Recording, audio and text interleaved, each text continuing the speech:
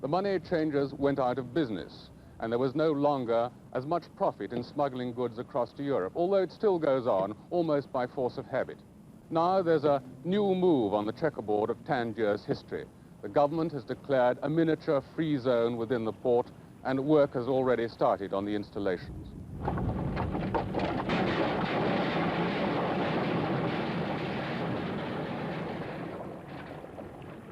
They're working on a new mole to extend the harbour to cope with the extra trade Tangier expects the free zone to bring. There'll be no customs dues or taxes on imports and exports, just a 5% levy on value to pay for the facilities. Only when goods are sent across the customs boundary into Morocco are they taxed.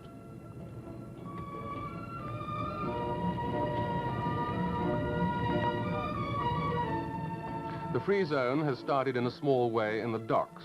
The new mole is the second stage, and eventually there'll be a customs-free industrial area to process raw materials for export.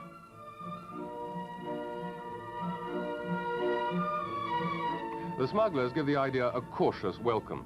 Their boats are moored openly here, but they don't like being photographed, and they're careful to hide their faces when there's a camera around.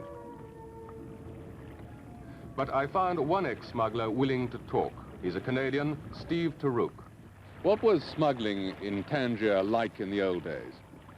Well, it was very profitable and very exciting, particularly until 1956, when it died down, and then it died down a little more gradually after that until about 59 to 1960. It became almost extinct.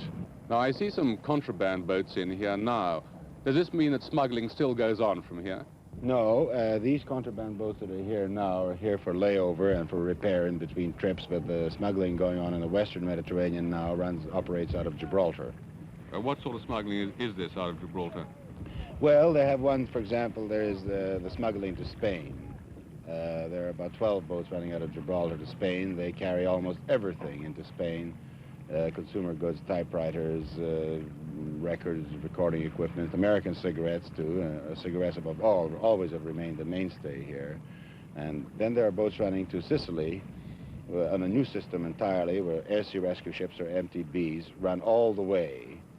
They run on a diesel engine, and they have still keep 2 petrol engines for the high speed required to get away in Sicily. And new development in the smuggling here is some boats do run all the way to the Lebanon, which takes 14 days there and 14 days back. And this has never happened before in the old days, but now there's a new thing to the Lebanon.